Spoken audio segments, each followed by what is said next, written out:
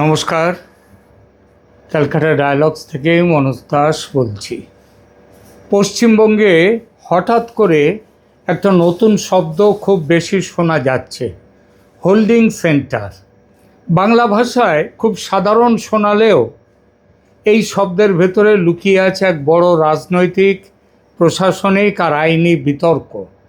কারণ একদিকে বলা হচ্ছে বাংলাদেশি বা রোহিঙ্গা সন্দেহে ধৃতদের আলাদা করে রাখা হবে, অন্যদিকে প্রশ্ন উঠছে এটা কি তাহলে অসমের মতো ডিটেনশন ক্যাম্পের আরেক সংস্করণ?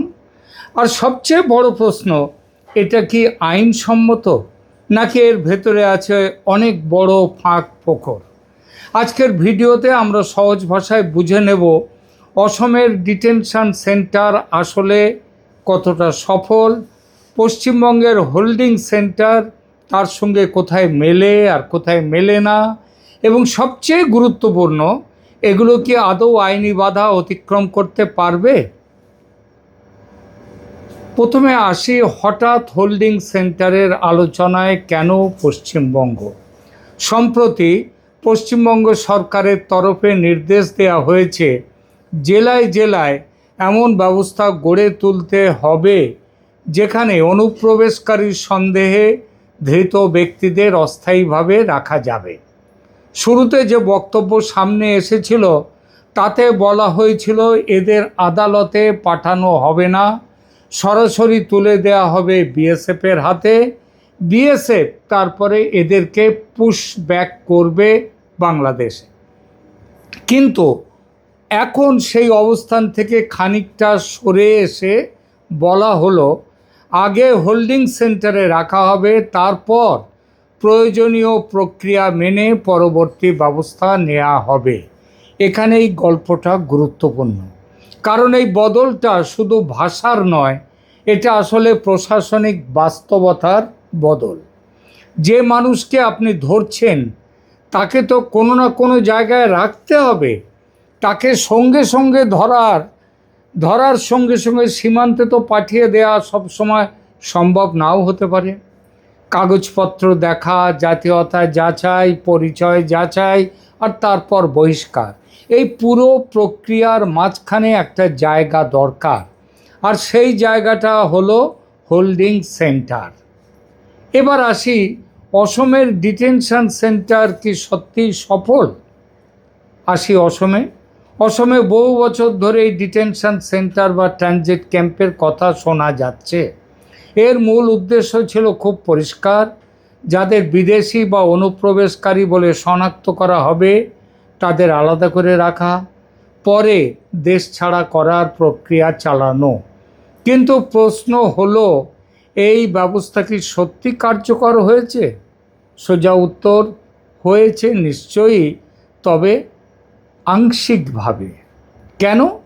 কারণ কিছু মানুষকে সেখানে রাখা হয়েছে, কিছু ক্ষেত্রে আদালত বা প্রশাসনিক প্রক্রিয়ার মাধ্যমে পরবর্তী সিদ্ধান্ত নেওয়া হয়েছে। কিন্তু পুরো ব্যবস্থাটা যে খুব কার্যকর, দ্রুত আর নির্বিঘ্ন এ কথা বলা যাবে না।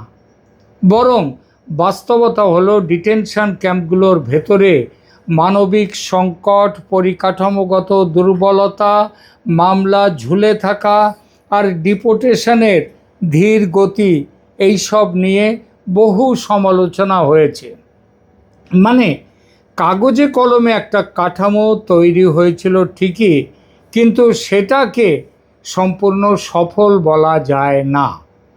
আর একটা গুরুত্বপূর্ণ বিষয় হলো সাকসেস রেট বলতে যদি বোঝানো হয় কতজন ধরা পড়লো, কতজন বহিষ্কৃত হলো, আর কতজন চূড়ান্তভাবে বেরিয়ে গেল, এরকম পরিষ্কার সরকারি হার, হিসাব, পরিসংখ্যান সহজে পাওয়া যায় না। অর্থাৎ এই প্রশ্নের নির্ভুল উত্তর আসলে খুব জটিল। তবে যা স্পষ্ট তা হলো ব্যবস্থাটা সমস্যার সমাধান পুরোপুরি করতে পারেনি। এবার অসম আর পশ্চিমবঙ্গের যে মডেল, অসমের ডিটেনশন সেন্টার বা ট্রানজিট ক্যাম্প, এবং এখানে পশ্চিমবঙ্গে যে বলা হচ্ছে হোল্ডিং সেন্টার, এই মডেল দুটো কি এক? দেখতে অনেকটা একরকম মনে হলেও অসম আর পশ্চিমবঙ্গের মডেল আসলে এক নয়। অসমে একটা বড় পার্থক্য আছে। সেখানে ফরেনার্স ট্রাইব্যুনাল আছে, একটা আদালত, কোয়াসি জুডিশিয়াল আদালত। সেটা এই ট্রাইব্যুনাল ঠিক করে দেয় কারা বিদেশি, কারা বিদেশি নয়, আর কার বিরুদ্ধে কি আইনি ব্যবস্থা নেওয়া হবে। অর্থাৎ অসমে বিদেশি ঘোষণার জন্য একটা আলাদা কোয়াসি জুডিশিয়াল ব্যবস্থা আছে। এটাই ডিটেনশন কাঠামোকে কিছুটা আইনি ভিত্তি দেয়। কিন্তু পশ্চিমবঙ্গে সেরকম ট্রাইব্যুনাল নেই, এখনো হয়নি। এখানেই সবচেয়ে বড় প্রশ্ন উঠে আসে। কারণ যদি আপনি কাউকে সন্দেহভাজন বলে ধরে হোল্ডিং সেন্টারে রাখেন, তাহলে কে ঠিক করবে সে আসলে বিদেশি কিনা? কোন আদালত বা কোন কর্তৃপক্ষ সেই সিদ্ধান্ত নেবে? এই জায়গাটায় পশ্চিমবঙ্গের মডেল অসমের মতো শক্ত আইনি কাঠামোর ওপর দাঁড়িয়ে নেই। তাই পশ্চিমবঙ্গের ক্ষেত্রে আইনি চ্যালেঞ্জের সম্ভাবনাটা বেশি। অর্থাৎ হোল্ডিং সেন্টার বানানো আর সেটাকে টিকিয়ে রাখা, এই দুটো জিনিস কিন্তু এক নয়। এবার আসি, হোল্ডিং সেন্টার কি আইন বিরুদ্ধ, মানে আইনের সঙ্গে কি সাংঘর্ষিক? এই প্রশ্নের উত্তর দিতে হলে একটু পরিষ্কার করে বুঝতে হবে। প্রচলিত আইনি ব্যবস্থায় বিদেশি বা অনুপ্রবেশকারীদের আটক করা, যাচাই এবং পরে বহিষ্কার করতে গেলে কিছু নিয়ম মেনে চলতে হয়। কেন্দ্রের তরফে এমন মডেল ম্যানুয়ালও জারি হয়েছিল যেখানে হোল্ডিং সেন্টার বা ডিটেনশন সেন্টারের কাঠামো কেমন হবে তা বলা আছে। প্রচলিত আইনি কাঠামোর সঙ্গে হোল্ডিং সেন্টারের ধারণা সরাসরি সাংঘর্ষিক বলা যায় না, কারণ কেন্দ্রীয় স্বরাষ্ট্র মন্ত্রক সমস্ত রাজ্যের জন্য যে মডেল ম্যানুয়াল জারি করেছিল তাতে ডিটেনশন বা হোল্ডিং সেন্টারে ফরেন ন্যাশনালদের ডিটেনশন ও ডিপোর্টেশন সংক্রান্ত আইনি বিধান, আটকযোগ্য শ্রেণী এবং ন্যূনতম সুযোগ সুবিধার কথা বলা আছে। এছাড়া কেন্দ্রীয় সরকার সংসদে জানিয়েছিল যে ফরেনার্স অ্যাক্ট 1946-এর অধীনে ইল্লিগাল মাইগ্রান্টসদের ডিটেন ও ডিপোর্ট করার ক্ষমতা রাজ্য সরকারগুলিকে ন্যস্ত করা হয়েছে এবং জাতীয়তা যাচাই ও ডিপোর্টেশন না হওয়া পর্যন্ত তাদের ডিটেনশন সেন্টারে রাখার কথা বলা হয়েছে। কোথায়? কেন্দ্রের নির্দেশে। কিন্তু এই আইনি ভিত্তি সবচেয়ে নিরাপদ তখনই যখন ব্যক্তি ডিক্লেয়ার্ড ফরেনার বা ঘোষিত বিদেশি বা সেন্টেন্স কমপ্লিটেড, মানে জেল খেটে বেরিয়ে এসছে এমন ফরেন ন্যাশনাল, তারা শুধু সন্দেহভাজন তারা থাকবে যখন সেখানে। শুধু সন্দেহভাজন অনুপ্রবেশকারী হিসেবে দীর্ঘ সময় আটক রাখলে আইনি চ্যালেঞ্জের ঝুঁকি অনেক বেড়ে যায়। সুতরাং হোল্ডিং সেন্টার নামের জিনিসটাই অবৈধ একথা বলা ঠিক হবে না। কিন্তু সমস্যা হচ্ছে কাকে সেখানে রাখা হচ্ছে, কতদিন রাখা হচ্ছে, কোন প্রক্রিয়ায় রাখা হচ্ছে, আর তার আইনি প্রতিকার কী, এই সব প্রশ্ন নিয়ে। যদি কাউকে শুধুমাত্র সন্দেহের ভিত্তিতে দীর্ঘদিন আটকে রাখা হয়, তাহলে সেটি মানবাধিকার আর আইনি সুরক্ষার সঙ্গে সংঘাত তৈরি করতে পারে, সে সম্ভাবনা আছে গুরুতর। আর পশ্চিমবঙ্গে ট্রাইব্যুনাল না থাকায় এই প্রশ্ন আরও জোরালো হয়ে উঠছে। কারণ অসমে অন্তত কে বিদেশি এটা নির্ধারণ করার জন্য একটা আলাদা ব্যবস্থা আছে, পশ্চিমবঙ্গে সেটা নেই। তাই হোল্ডিং সেন্টার গঠন করা এক জিনিস, কিন্তু সেই সেন্টারে আটক রাখার আইনি ভিত্তি তৈরি করা আর এক জিনিস। এই দ্বিতীয় কাজটাই সবচেয়ে কঠিন, পশ্চিমবঙ্গ সরকারকে ভাবতে হবে ভালোভাবে। এবার আসি, তাহলে পশ্চিমবঙ্গ কেন এই পথে গেল? প্রথমে তো পশ্চিমবঙ্গ অন্যরকম বলেছিল, ধরে বিএসএফের হাতে দিয়ে দেবে, বিএসএফ পুশ ব্যাক করবে। তাহলে এখন কেন এই পথে? এখানে রাজনীতি আর প্রশাসন এই দুটোই আছে। রাজনৈতিকভাবে অনুপ্রবেশ ইস্যু খুব শক্তিশালী একটি স্লোগান, এটা দিয়ে কড়া অবস্থান দেখানো যায়, জনগণের এক অংশের মধ্যে নিরাপত্তা চিন্তা তৈরি করা যায়। কিন্তু প্রশাসনিক পর্যায়ে গিয়ে বিষয়টা আর সহজ থাকে না, কারণ কাউকে ধরে রাখা, যাচাই করা, শনাক্ত করা, ডিপোর্ট করা সবগুলোই আলাদা আলাদা ধাপ।